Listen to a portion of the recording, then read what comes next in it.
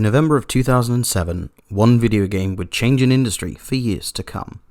Assassin's Creed, released for PlayStation 3 and Xbox 360, would garner critical and commercial success, spawning multiple sequels. Publisher Ubisoft hit it big with its historical stealth series, and would go on to innovate the Assassin's Creed formula for years to come. Multiple improved in-game AIs, enhanced graphical fidelity, and innovative mechanics, the games have come a long way. To further understand Ubisoft's innovation journey, I sat down with Yves Jacquier, Executive Director of Ubisoft LaForge, to find out about the highs and lows of transformative innovation.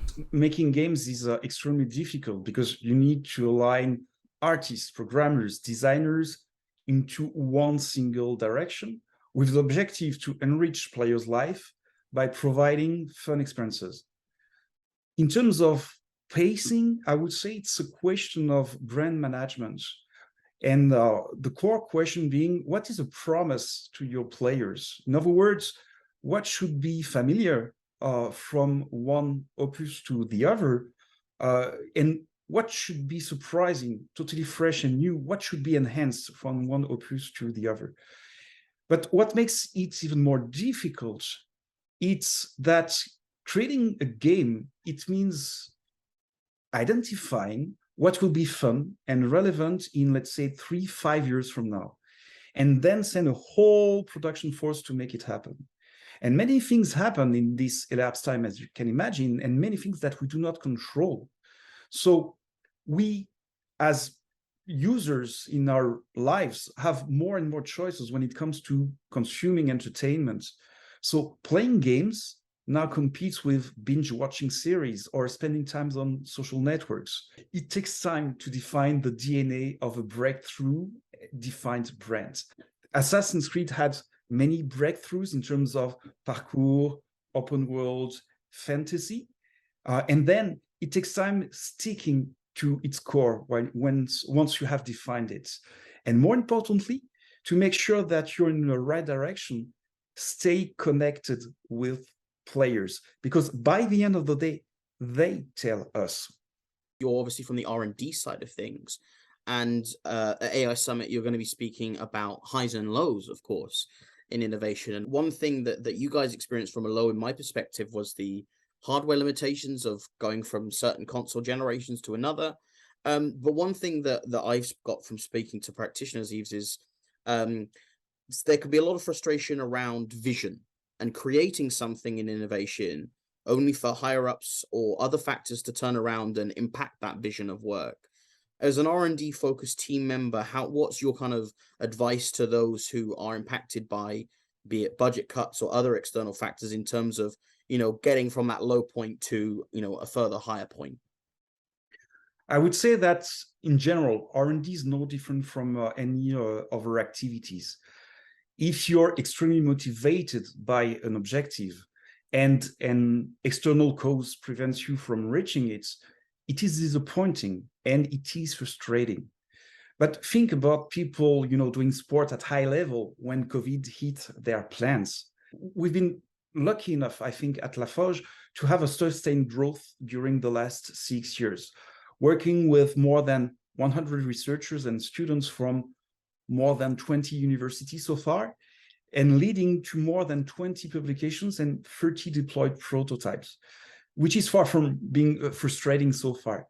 So it's always trying to make sure that you're aware of what is under your control. And when it does not work, when you hit walls, it's trying to make learnings or even sometimes opportunities out of that. Let me tell you something. When COVID hit us, we were in the middle of the production of Assassin's Creed Valhalla, and suddenly lockdown. And the production of such a giant game like Assassin's Creed Valhalla, and especially when it comes to recording the actors to finalize the last cinematics, for example, for us, it was also an opportunity to push forward some technologies that we had developed, such as text-to-speech or voice conversion prototypes, so that we were able to do some last-minute retakes without going in the way of the production, and obviously with the agreements of the different actors involved. So it's really trying to take a step back on a situation and making sure that one way or another you learn out of it and you adapt in front of it. What can other industries learn from Ubisoft, LaForge, and the wider video game industry at large in terms of approaching but implementing innovation in a sensible and effective manner? I would say that video games are transversal by essence. We create virtual worlds, virtual characters, rich interactions. So, for example, we trained virtual autonomous cars in virtual worlds before it was done in real life. So there's a field of application first to be found, and different techniques, different challenges, different concerns. And I see here first a first opportunity to create bridges and learn from different industries and point of views.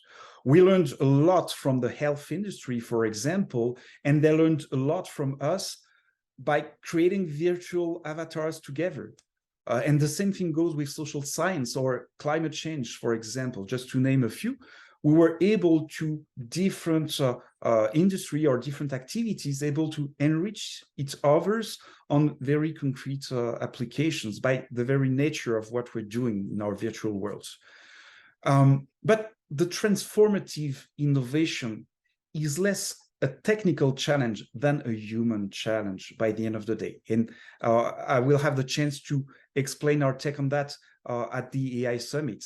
And these are things that can be transferable in many contexts beyond video game.